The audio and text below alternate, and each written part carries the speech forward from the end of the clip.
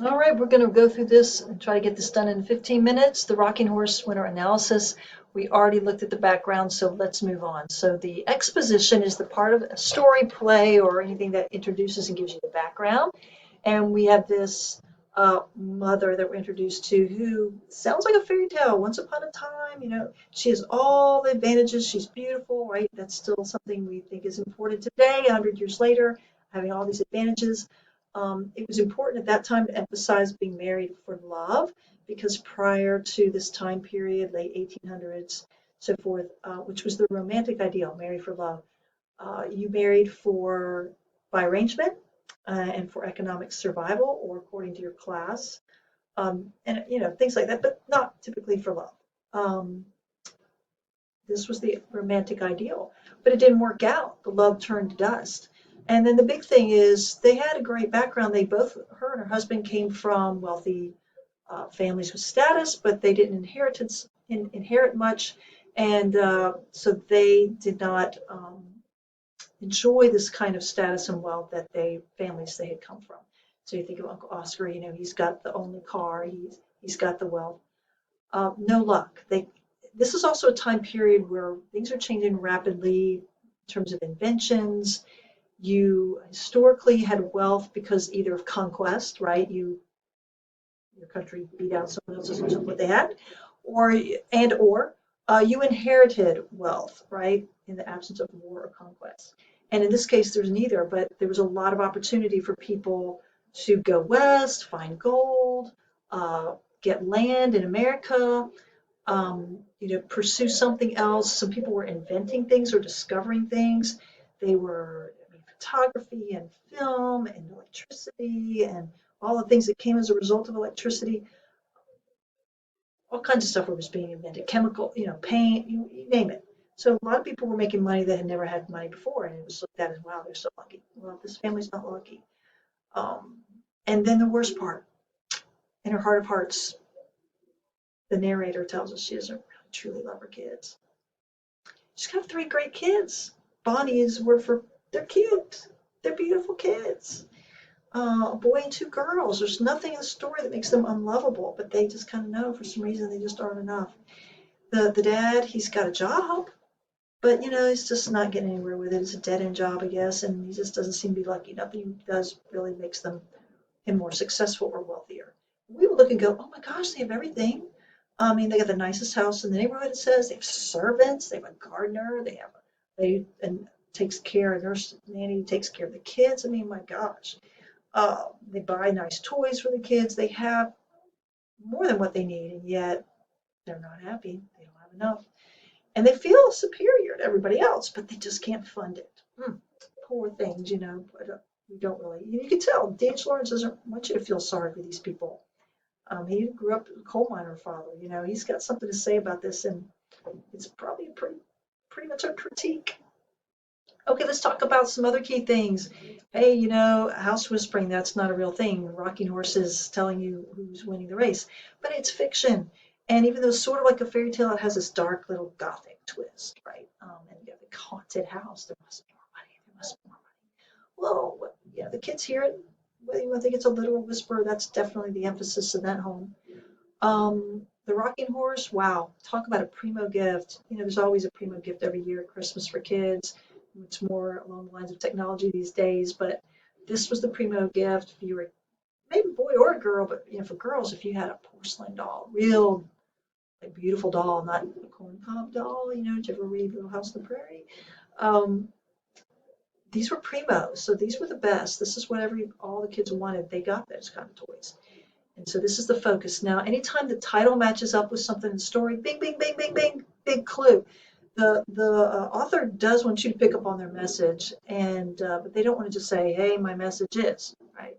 Cheesy. That's so cheesy. But they're leaving you clues. Titles are clues. Snow by Julie Alvarez. Hey, snowflakes, beautiful and irreplaceable, right? Everyday use. The quilt was going to be everyday use. The butter churn. There's a difference there. Look for those anytime. That's just do not miss that clue. It's a huge one. So the rocking horse, as you know by now, because you're supposed to read the story, is the key thing. And of course, Paul is the rocking horse. The winner. He's also the rocking horse. A loser, but We'll get to that. Narrator, we haven't really talked much about that. Narrators are who is telling the story. Is it a character in the story, like in everyday use it was mama, and that's first person, I. Okay, they don't have that here. This is an omniscient all-knowing. They know what's inside of mama's heart, even though she doesn't say it, and nobody else knows. Mama's not the narrator. She's not in every scene. In Snow, we have a third-person narrator because it's not Sister Zoe, it's not Yolanda saying I. Is it, or is it? Is it? If I can check. If she is saying I, then it's first person. I went to school. I went there. I saw this. Okay, right? First person when they say I. And who is it? Third person, we don't know.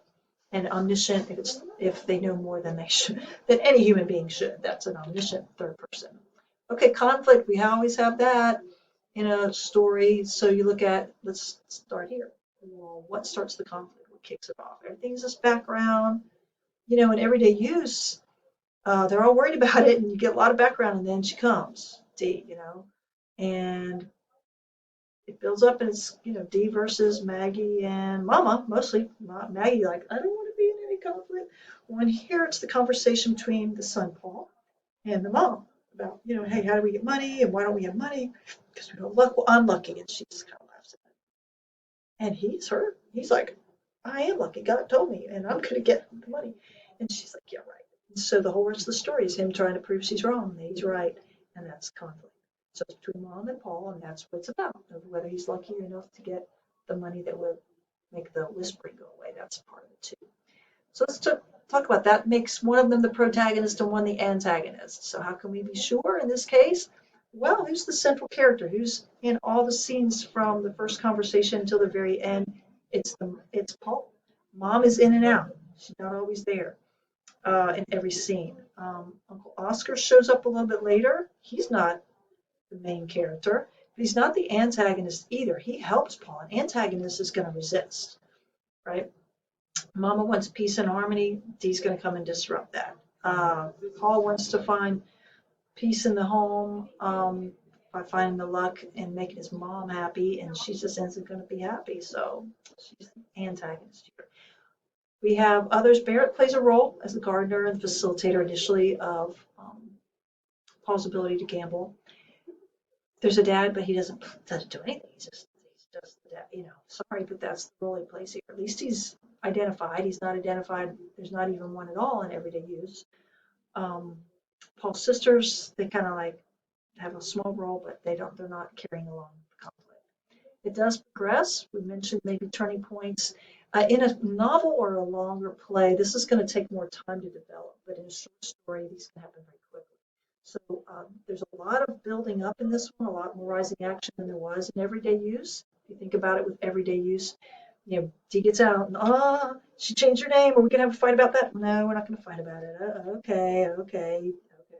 Oh, she wants to change butter. Well, all right. And then it's, okay, she wants the quilts. Wait, what? She wants the quilts? No, we're not going to have that. And then all that. Well, in this one, it's I'm going to get the money. I'm going to win the horse races. I get money. And you get this point where he gets enough money that he thinks, I've got money to give mom. We're going to solve it. We're going to make it go away. And it gets worse, right? And then it just starts driving it in because what if I don't get the next race and I don't know the name? And then she's like talking about sending him to the shore, the coast, the beach to get a break. He's like, no. And it gets all intense. Of course, if you've read the story, you know the climactic moment and then how it ends so tragically. But always look for those patterns. They're there, okay? All right, symbols. Symbols are key in literature. These are the biggest clues. You're a detective, and the author has left you clues. You just have to know what you're looking for. How the plot progresses, the conflict, that's a clue. Who's the protagonist, antagonist, that's a clue. What are they fighting about, that's a clue. Symbols represent ideas beyond their function. Story. Life is like that. Life is full of and rich with symbolism, but this is specific to the story. Let me start with the whispers in the house, okay, at the bottom there.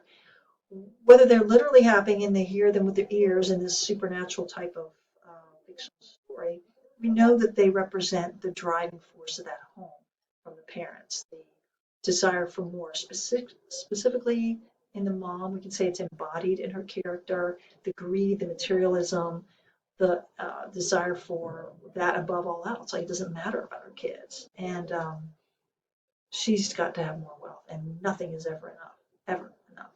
The rocking horse, well, like we said, it's the title of the story. It's got to be important. We know it means so much more than just a toy. It becomes the vehicle by which Paul tries to achieve, somewhat achieves his goal, tries to, like knight on shining armor, rescue this home from its disease of greed and materialism. But it's not a real horse. It's confined to that area. So, you got to think there's things it's more than just what it is. It's the pursuit of money in order to defeat or feed greed, right? It feeds on it in a sense, but it represents that struggle there. His blue eyes, Paul's blue eyes, if you look at universal archetypes for color, blue has that purity and innocence, kind of like white, but blue, true blue, integrity, his own innocence. His eyes are also talked about turning to stone. If you look at, after you read it one time, if you go back and just look for all the references to eyes, they'll just jump out like all over the place. And repetition is another tip off. The title and when it's mentioned in the story, but look for repetition of things in there, references to things. And then see if they have any historical, symbolic meaning that fits the story.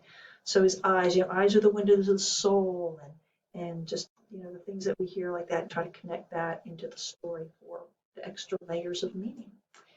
All right, theme analysis on a subject/topic. And this is only step one for looking at theme, is identifying these topics. I put it under money and dreams. Greed is a money issue. Materialism is a money driven thing. We get more material things by money. They also have dreams for things, beyond that dream is to have more than what they have. It's a materialistic dream. It's a greedy dream. But there's also the themes of family and the dysfunction of this family. There are sub-themes with an Oedipal complex of how Paul is having to take on the role of the provider in the home, which is not an appropriate role for him, trying to satisfy his mother's desires for that through his pursuit on the horse. There's a lot of complexity there and psychoanalysis possible there. And then the whole idea of luck. We're focusing for our theme number 2 on the money and dreams kind of idea, but just know that there are other topics that are part of a story that have rich like this in layers. True literature is rich in layers like that. And what you have to figure out to next level is, what is D.H. Lawrence saying about money, greed, materialism? That little study guide was a help. You can word it a lot of different ways. I start with things like, well, is he positive about it or negative? Is he saying it's a good thing or a bad thing? And then what is the specific message, and its impact on families? So that's kind of where we go. What's the main thematic message of the story? We can see the topics are there. We have to think a little deeper, like, what is he trying to say and share? It's not always a moral of the story, but it can be like that. Like, what should we learn from this? What should be our takeaway? What's the belief or value here that is still applicable? It's timeless truth. It's still applicable today in 2023. That's what we're looking for.